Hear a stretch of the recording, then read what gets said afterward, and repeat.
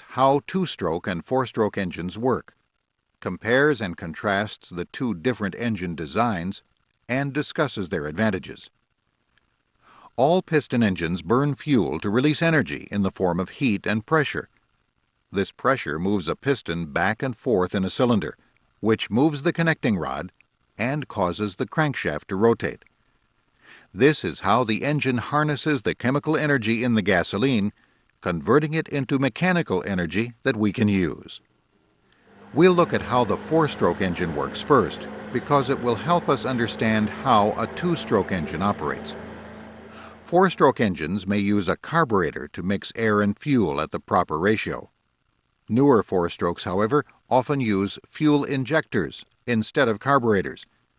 Typically, each cylinder has its own injector, positioned near the intake valve. The four-stroke cycle begins with the intake stroke.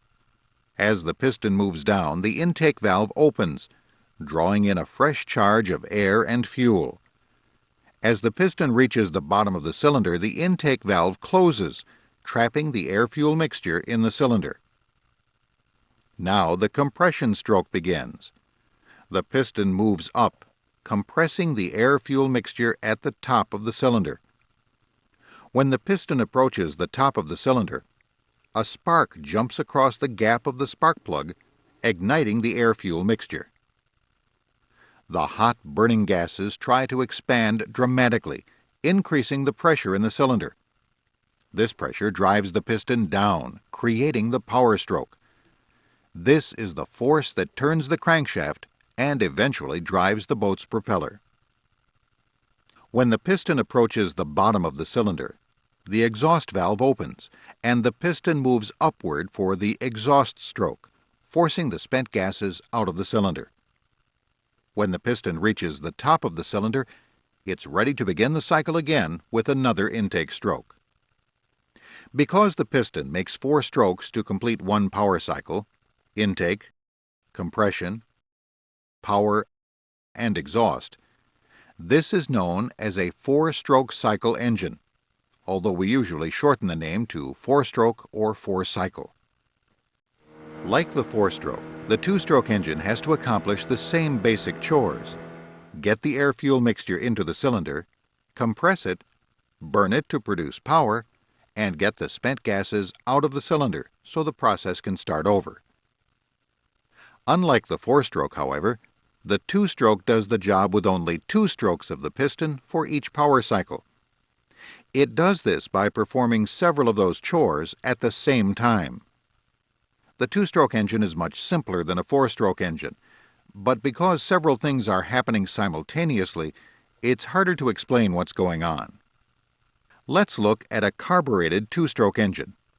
It has valves, but not the same kind as the 4-stroke. These are reed valves.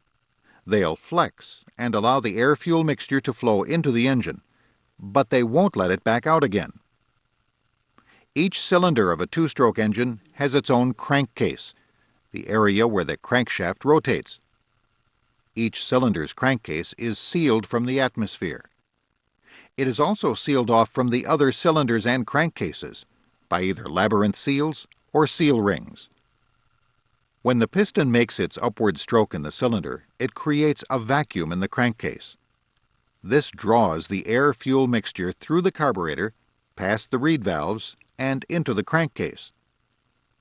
When the piston makes its downward stroke, it compresses that mixture inside the crankcase. This pressure closes the reed valves and prevents any of the mixture from escaping back through the carburetor. Notice what happens as the piston approaches the bottom of the cylinder. The piston exposes the intake ports in the cylinder wall. A passage connects the intake ports with the crankcase. This is called the intake passage, or transfer passage. The pressure of the air-fuel mixture in the crankcase forces the mixture into the cylinder. This performs the same task as the intake stroke on a 4-stroke engine.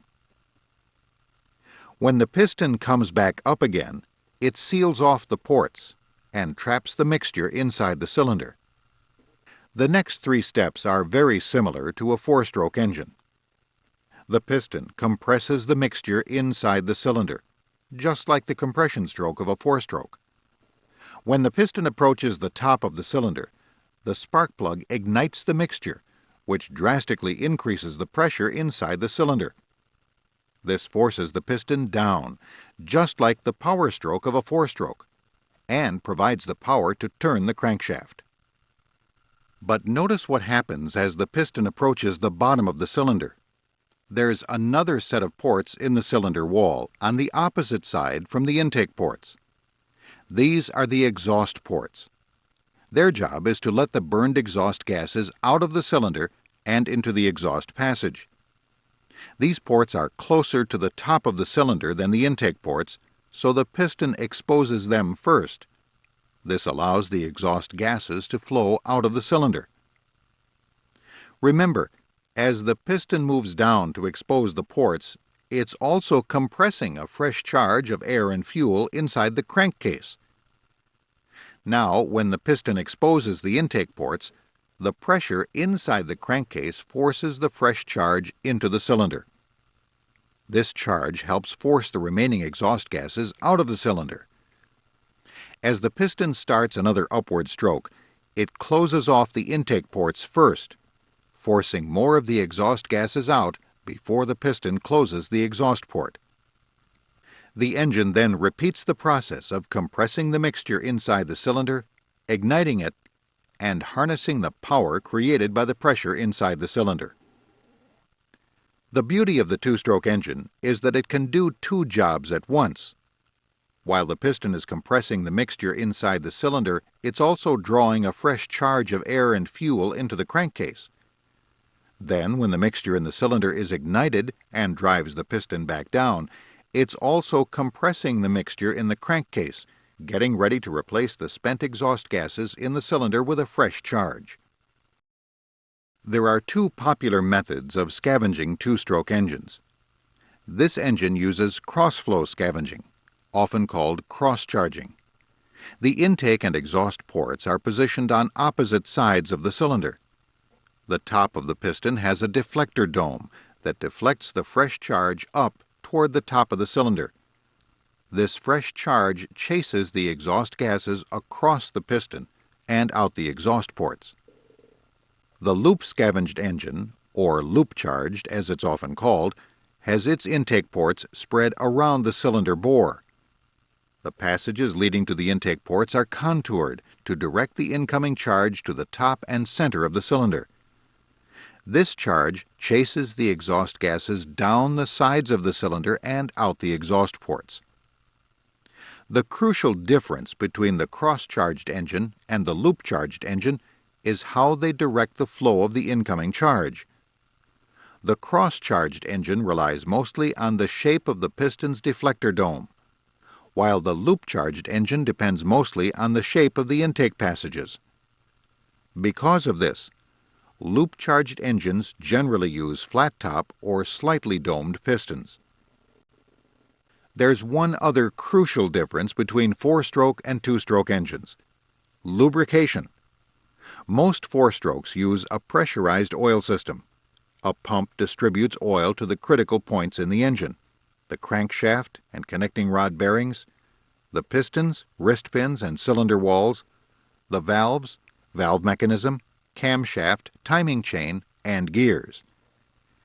The oil collects in the oil pan at the bottom of the crankcase, where the pump will draw it for another spin around the block.